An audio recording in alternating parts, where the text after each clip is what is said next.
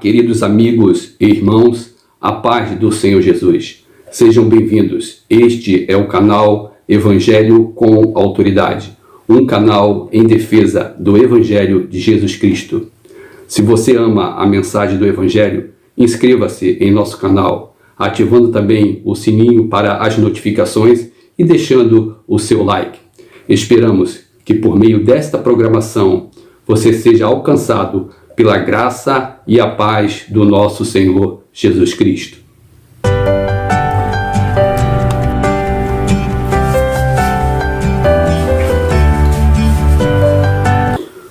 A mensagem de hoje está relacionada com o artigo intitulado Transformando Sofrimento em Alegria, o Poder da Graça de Deus. Esse artigo foi postado no dia 3 de maio no nosso blog evangelhocomautoridade.com.br. Quando você tiver uma oportunidade, visite o blog evangelhocomautoridade.com.br. Lá você encontrará diversos artigos bíblicos e teológicos para a sua edificação.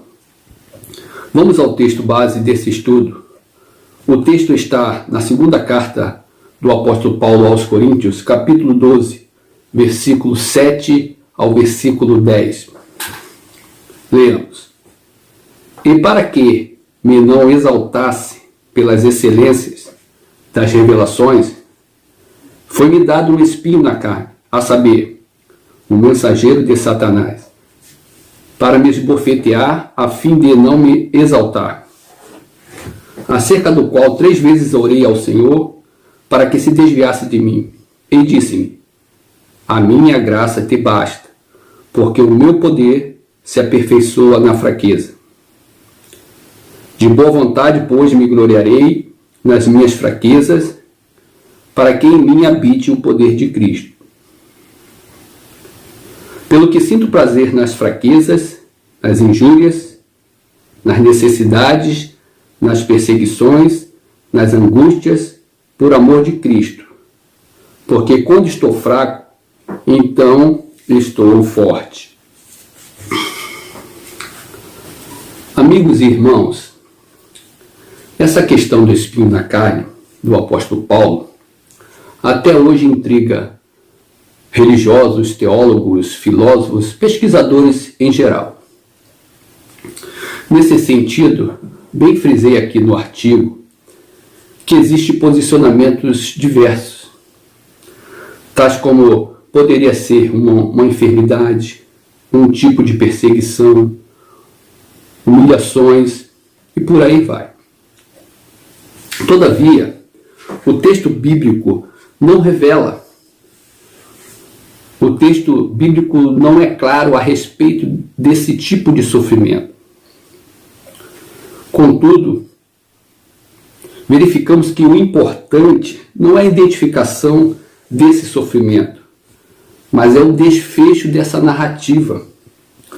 Quando Paulo se expõe a Deus por meio da oração, ele identifica a sua fraqueza e necessidade. A partir desse momento, Deus lhe responde, confrontando e o encorajando a viver de uma forma diferente. Paulo, a partir daí, vivencia uma profunda experiência com Deus, recebendo uma grande revelação. E é no primeiro tópico do artigo, quando está escrito assim, reconhecer nossa dependência de Deus. Aqui, meu amigo, você pode constatar neste primeiro tópico, quando, mais uma vez, eu cito o versículo 9 do capítulo de 2 Coríntios, capítulo 12, verso 9. Então ele me disse, a minha graça te basta, porque o poder se aperfeiçoa na fraqueza. Aqui podemos constatar a grande revelação para a vida de Paulo. Por meio dessa frase, o que se pode compreender? O que se pode compreender é que o mestre da vida, ele tem autoridade para transformar situações de sofrimento em situações de graça e poder.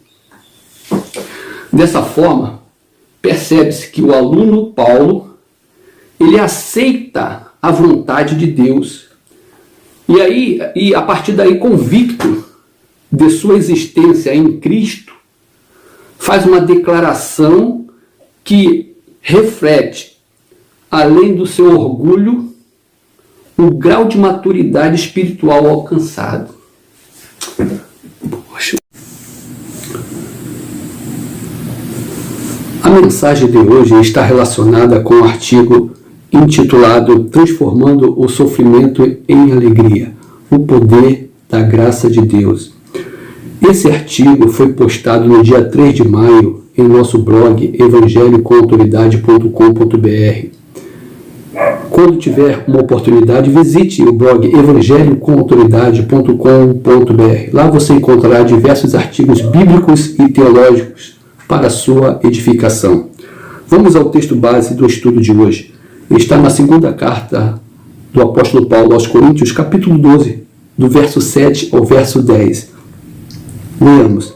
E para que me não exaltasse pelas excelências das revelações, foi-me dado um espinho na carne, a saber, um mensageiro de Satanás, para me esbofetear, a fim de não me exaltar, acerca do qual 3 vezes orei ao Senhor para que se desviasse de mim. E disse-me, a minha graça te basta, porque o meu poder se aperfeiçoa na fraqueza.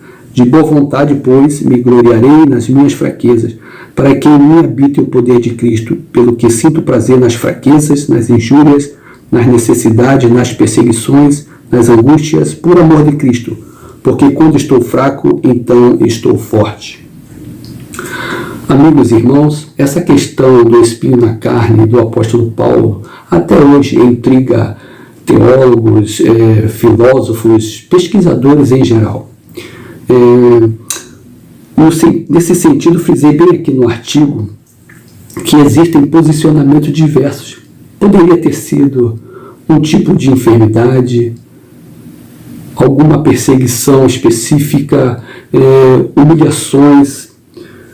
O texto bíblico não é claro, o texto bíblico não revela qual é este tipo de sofrimento vivido por Paulo. Contudo, o importante não é a identificação desse sofrimento. O importante é o desfecho dessa narrativa.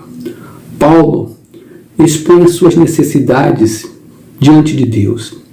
E Deus lhe responde, confrontando e encorajando a viver uma vida diferente.